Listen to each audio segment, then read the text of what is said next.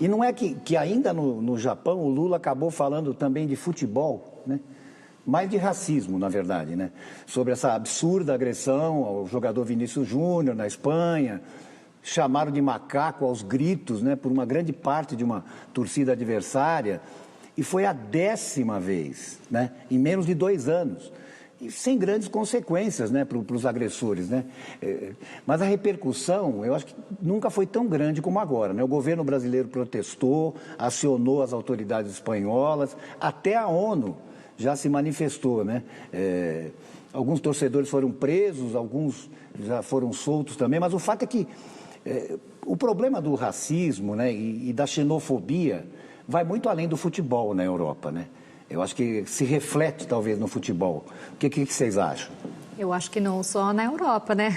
Pois é. Então, não, claramente o caso o caso de agora, com o Vinícius, e ontem eu vi o Cristo lá no Rio, sem luz, né, em escuridade, como símbolo de solidariedade. Foi uma grande ideia, Kelly. Eu acho também. E repercutiu também muito na Alemanha. E essa discussão sobre o que fazer com esse racismo, que não só a questão da Liga Espanhola, que também aqui no Brasil nós temos e sabemos. Na Argentina, escutei já qualquer coisa na gancha, como eles falam. Na Alemanha, realmente, ele tem algumas ações que são interessantes, né? Sobretudo depois dos anos 80, que foi muito extremo lá o racismo no futebol. Começaram uns projetos com a torcida mesmo, financiado também pelo Estado da Alemanha, e 50% iniciativa privada. Eles começaram o trabalho de juventude com as torcidas dos clubes, de trabalhar temas de diversidade, de tolerância, de realmente de entender o que acontece. E tive um caso muito, eu não lembro agora o ano, mas eu acho 2020, muito famoso, quando também tive essas coisas no estádio de fazer som de macaco, e de repente levanta uma torcida e fala não. E fala e todo o estádio começa a cantar nazis, fora os nazis.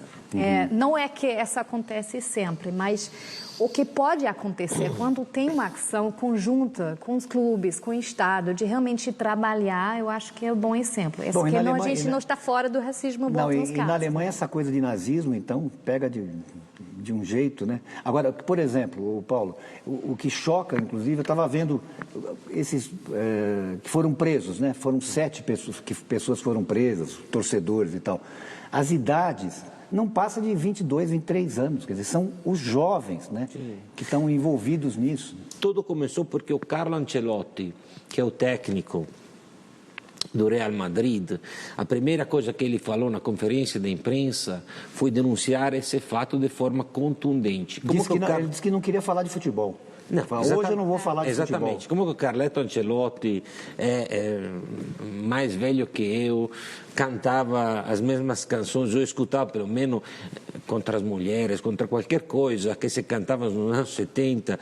Fazendo essa cotação, acho que isso repercutiu, porque ganhou, o mundo mudou com respeito a 40, 50 anos atrás. Eu não sei se é racismo com consciência desses cretinos, idiotas, racistas que fizeram, mas acho que também tem muito cultural. E depois a medida, a Liga tem um problema, a diferença da Itália e de outro campeonato, pelo menos não suspenderam nunca um jogo. Teria que ser feito, como que você falou, que 10 vezes já aconteceu. Não, vamos pensar que se tirar todos os jogadores, se todos os jogadores negros da Liga Espanhola pararem de jogar, não tem jogo. Agora, eu ia perguntar para a Carolina, porque tem a ver com a questão da imigração também, né? Você não acha, quer dizer, essa xenofobia junta tudo, né? O diferente, sim, né? Eu acho que junta tudo, sim, Gaspar. Nesse caso especificamente, não é, quando a gente fala de jogadores, atletas, não é, no geral, ou seja, pessoas que têm essa origem em algum país imigrante, principalmente em países, a gente olha aí para alguns países do continente africano, do continente asiático, isso é muito forte, isso é muito significativo, e o futebol faz com que esse bolo todo se junte da maneira mais negativa possível, né? Eu concordo com o que o Paulo falou, que a repercussão do caso do Vinícius Júnior se tornou o que se tornou depois da declaração do técnico do time. E isso é lamentável, não é? Porque precisou que o técnico do time, que é um homem branco, viesse se posicionar a respeito disso, e aí sim, depois de uma declaração dura e firme do técnico, foi que as coisas começaram a ganhar a proporção que ganharam.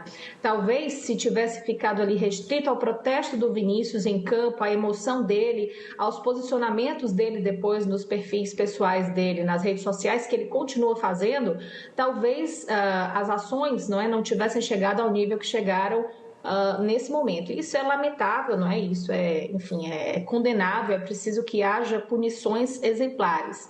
Mas aí a quem interessa? Concordo aqui. E a pergunta que a gente tem que fazer é quantos responsáveis nas associações de futebol dos países são negros, são mulheres, são diversidade? Pouco, né? Na Alemanha é uma mulher, por exemplo, né? E então...